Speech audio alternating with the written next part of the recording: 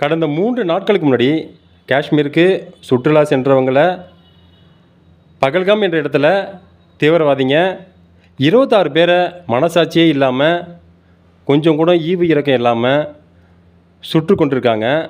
இந்த நிகழ்வை நம்ம காணொலியில் பார்க்கும்போதே நம்ம நெஞ்சே உறைய வைக்கிற மாதிரி இருக்குது.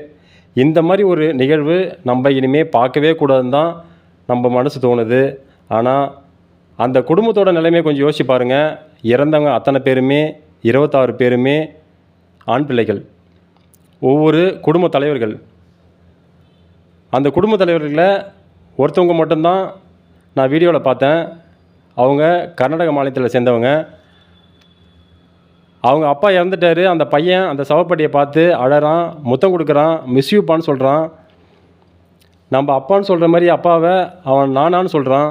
அதெல்லாம் நம்ம பார்க்கும்போது எந்த மாதிரி ஒரு 10 வயசு 12 வயசு ஒரு குழந்தைக்கு இந்த ஒரு நிலைமை வந்திருக்கிறதுலாம் நம்ம ஏற்றுக்கவே முடியல.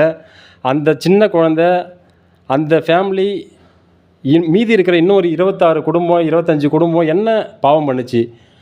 காஷ்மீரோட அழகை ரசிக்கிறவும் தன்னோட குடும்பத்தை கொஞ்ச நாள், ஒரு 5 நாளோ 10 நாளோ சந்தோஷமாக வச்சுக்கவும் ஒரு ஊருக்கு சுற்றுலா வராங்க.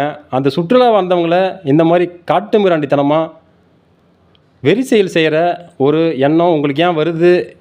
என்ன காரணம்னே தெரியாமல் அந்த 26 பேர் இறந்துருக்காங்க. அவங்களுக்கும் நீங்கள் செஞ்ச செயலுக்கும் ஏதாவது சம்மந்தம் இருக்கா? ஒரு நம்ம சின்ன தப்பு பண்ணிட்டோம்னா கூட நம்ம அவ்வளோ யோசிக்கிறோம். நம்ம ஒரு சின்ன தப்பு பண்ணிட்டோமேன்னு சொல்லிட்டு ஒருத்தவங்களை அடிச்சிட்டோம்னா கூட நம்ம அடிச்சிட்டோமேன்னு சொல்லிட்டு வருத்தப்படுறோம். அடித்ததுக்கே வருத்தப்படுறோம்.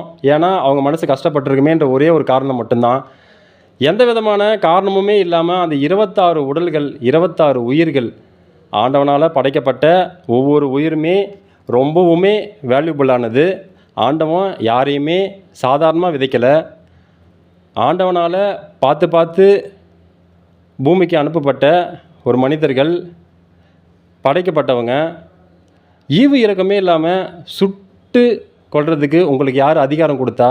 அந்த வீடியோலாம் பார்க்கும்போது நைட்டில் கண்டிப்பாக தூக்கம் வராது. தூக்கம் வர்றதுக்கு உண்டான வாய்ப்பே கிடையாது. ஏன்னா அந்த மாதிரி ஒரு வெறிச்செயலை நம்ம பார்த்தே இருக்க மாட்டோம்.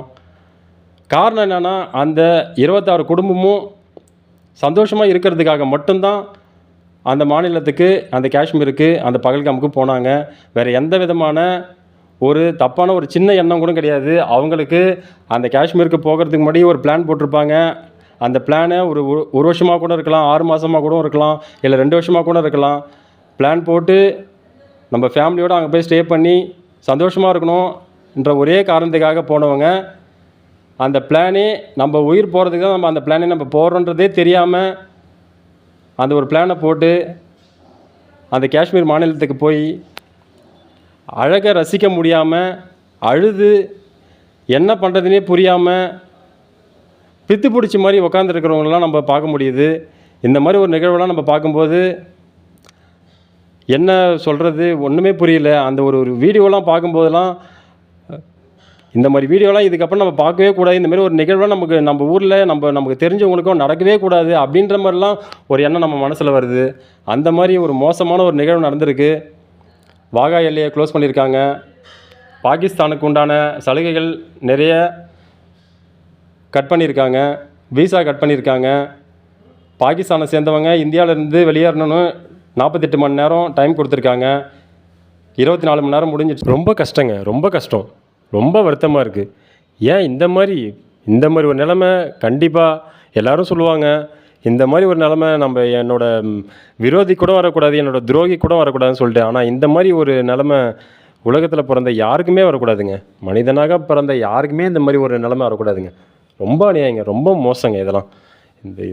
இந்த நியூஸை பார்க்கும்போதே, இந்த நியூஸ்லாம் கேள்விப்படும் போதே அப்படியே என்ன ஒரு காட்டு மிராண்டித்தனம், என்ன ஒரு அநியாயம் இதெல்லாம்.